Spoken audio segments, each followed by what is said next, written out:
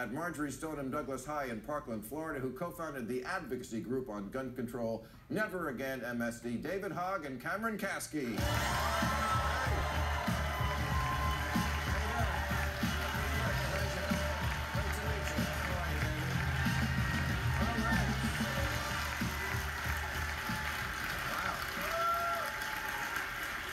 How you guys doing?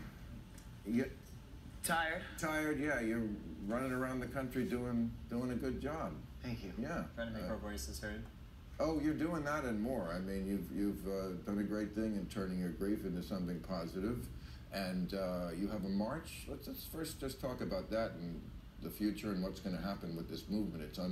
When is it? It's scheduled for Washington? It's March 24th. Okay, a march in March on the 24th. And what are the goals? Well, with the march, we want Americans to stop being afraid of demanding our politicians to take action. They work for us, we don't work for them. And the march is us,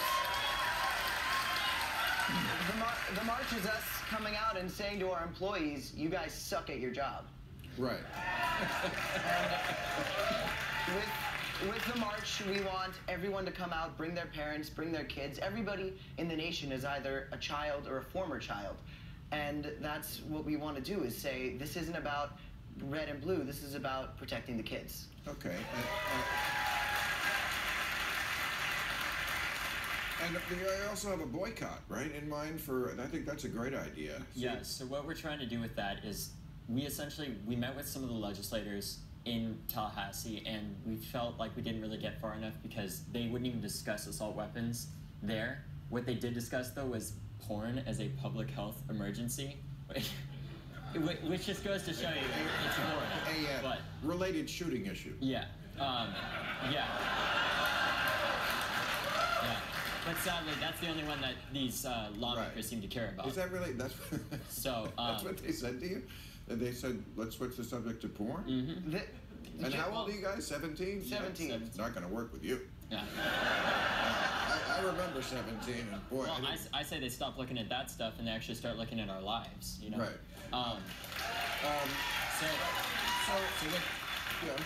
So with the economics, with all of that, we felt like, at least I felt like we weren't getting enough movement. So I decided if the only thing that these politicians care about is money, we'll go after their money. That's very smart. You know, I gotta say, watching, besides the service you're doing to the country about guns, you know, I don't have kids. And I only see what I know about them from television. I avoid them in life. But watch, I mean, you're so together. And all of you, not just you, the other people from your school I've seen on TV, calm, articulate. I honestly thought kids were a lot stupider. You have really given me faith that the kids today are actually very brave. And I'll tell you why. Way brighter than we were. And it's only because they locked up the Tide Pods. No. In all seriousness, I think the good thing, one of the best things about our generation, sure, people think we're lazy and on our phones all the time, and sure, you know, that's me. But we don't respect people just because we have to. We don't respect you just because you have senator in front of your name. Right. And Mr. Rubio, if you don't believe me, watch, you know, the news. And we don't just stand for, we don't let people steamroll over us. We have voices and we use them, sometimes unfortunately, sometimes for good. And that's I think you're doing very good, and I want to know, how long do you think you will keep doing this? How long will this keep going? Well, to be quite frank with you, we're millennials, and we love complaining more than any other generation. So, ask the stage manager. No, but could you? Yeah. Why, were you bitching about something here? No, look, a lot of people are trying to take us down quickly. They're trying to discredit us. They're trying to say, we don't know what we're talking about. Well, until you've been on the receiving end of it. Some of them have called you actors. Well, I am an actor, actually. I'm in Spring Awakening right now at the Barclay Performing Arts Center. It's a great show. What I'm saying is, you know, you could say that we don't know what we're talking about because we're 17 years old, but until you've been on the receiving end of an AR-15, until you've been locked into your class. Look, Wayne LaPierre, Dana Loesch. Right.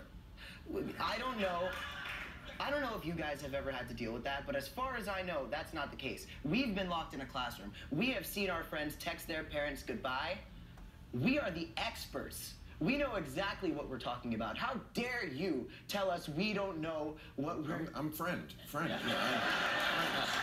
And let's take that again. Yeah. Cameron, scene two. Yeah. Yes, agreed. What I'm asking is, like, in 6 months, say, if you haven't gotten the change you wanted, you're going to graduate high school at some point, right? Hopefully. Yeah, I might not. Would you see doing this as a career, blowing off college? Because honestly, guys, college is a bunch of bullshit. Kidding. It's great. Yeah, college. You probably, would learn more, or just as much, I mean, you already have this great platform. We'd certainly learn more than our politicians are willing to take action on. Well, I do think you're going to get something done. I really do. I mean, we have never quite seen change like this, or at least people receptive to it. And I think part of the reason for that is we've kept reminding people that this isn't about us, this isn't about Democrats or Republicans, this is about Americans and those 17 individuals that lost their lives that day. That's what this really should be about. We're not targeting people's guns. My father's a police officer. His father's former FBI. We have guns in our houses. We're not trying to tear apart the Second Amendment. We are just kids begging for our lives, getting murdered in our classrooms. But honestly, I think that's part of the problem in this country, is that nobody goes at the Second Amendment. Nothing is really going to change unless somebody talks about that. The reason why this country is different is because we treat guns as a right. Other countries treat it as a privilege. And every debate begins with even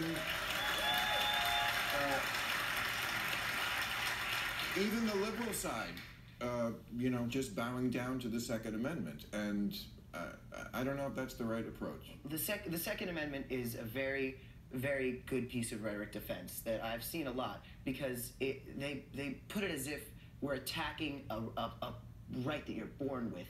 And at the end of the day, a 19-year-old... But it is, if you're an American. If you're an American. A 19-year-old bought a weapon that you don't need to keep robbers and bears out of your house. And if that kid had seen a professional for 5 minutes, they wouldn't have said you need a gun. They would have said you need a counselor. And that was just allowed to happen. Okay. So one of your classmates, I think her name was Samantha, and Trump called her, and the first thing he said to her was, "I heard you're a big fan." And that sounds about right. I didn't even know about that, but that really? Sounds about right. You know who I'm talking about? I think so. Yeah, and she said, "I was never so unimpressed with someone in my life." Yeah, I actually hung up on the White House the other day. You hung up on the White House? Yeah, because they called us the day before. You got through. Well, no, they called me, and they actually called me the day before the listening session and asked if we were going to come, and I said, "I'm not coming because we expect President Trump to come to the CNN town hall," which he never declined the invitation from.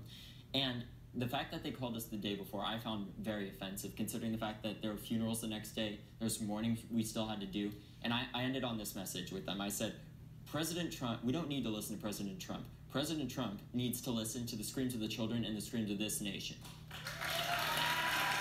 Well, listen, I want you to know something about President Trump, because you haven't been around long enough to see a lot of presidents. Who's the first one you remember? Bush?